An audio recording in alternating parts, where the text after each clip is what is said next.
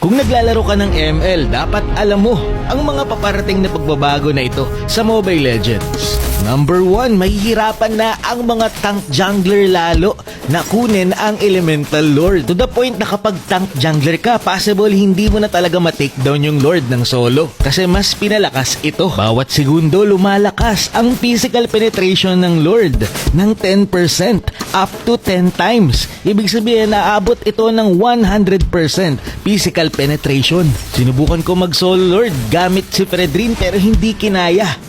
Tinry ko rin dito si Basha. Makikita natin dito na talagang ayaw na ni Muntun ng tank jungler. Kaya halos lahat ay ginagawa na ni Muntun para tigilan natin ang paggamit ng tank as jungler. Kahit si Basha hindi kinaya. Sinubukan ko rin dito si Barats. Pero yun nga, hindi pa rin talaga kinakaya na mag-solo lord kasi sobrang sakit ng damage. Mas matagal kasi ang time na naglo-lord ka, mas sasakit ang lord.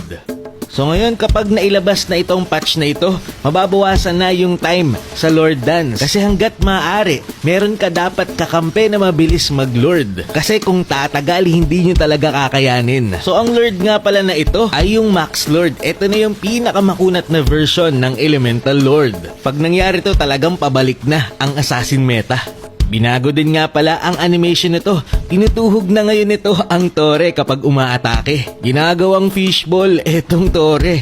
Para sa akin, mas okay ang animation na ito kaysa doon sa ginagamit nila sa current or original server. Pangalawang kailangan mong malaman, pwede nang maging marksman range itong mga fighter kagaya ni Alucard at Freya. So ngayon ipapaliwanag ko sa inyo kung paano gumagana ang Malefic Gun. Hindi na kasi ito pinipindot ngayon. Nung unang labas kailangan mo pa pindutin. Ngayon meron na itong passive. Ipapaliwanag ko sa inyo sa madaling paraan. Ang Malefic Gun ay para lang for skill ni Layla na kapag tumama ang skill mo, lalayo ang range mo. Ganun na rin ang passive nito ngayon. Kapag hindi tumama ang skill mo, hindi lalayo ang range mo. Ganun yung first skill ni Layla. Kasi nga, kay Layla itong item na ito.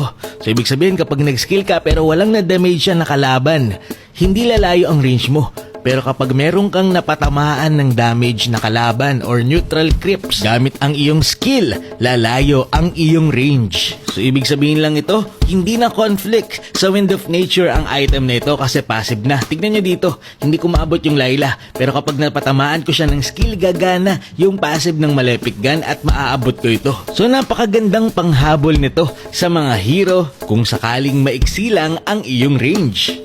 So okay na okay din ito kay 1-1 kasi kapag napapaputok mo or napapatamaan mo yung weakness point ng kalaban, automatic gagana ang passive ng Malefic Gun.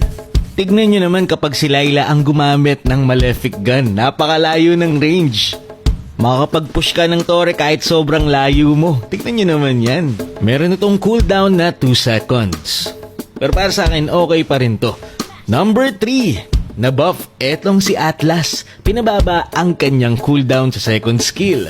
At pinataas naman ang passive nito na physical at magic defense. Number 4. Mababuff etong si 1-1. Pinabilis ang kanyang attack speed. Pati na rin ang attack speed growth. Dinoble nila ito, ibig sabihin kapag late game mas mabilis na ang attack speed niya. Panglima, si Xunshin ay makakatanggap ng buff. Pinahina ang kanyang basic attack damage sa kanyang mga enhanced basic attack. Pero bilang kapalit nito, pinalakas naman ang kanyang second skill. Sa early game hanggang late game, ibig sabihin lang nito, mas magiging malakas na si Xunshin sa early. Pero sa late game, medyo nerf ito para sa kanya. Kasi pinahina na yung basic attack eh. Number 6. Pinalakas naman ang physical attack growth ni Beatrix.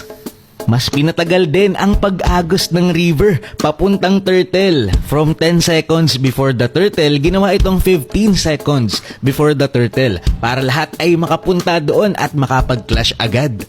Anong masasabi mo sa mga paparating na pagbabagong ito? Maraming salamat sa panonood and to God be the glory.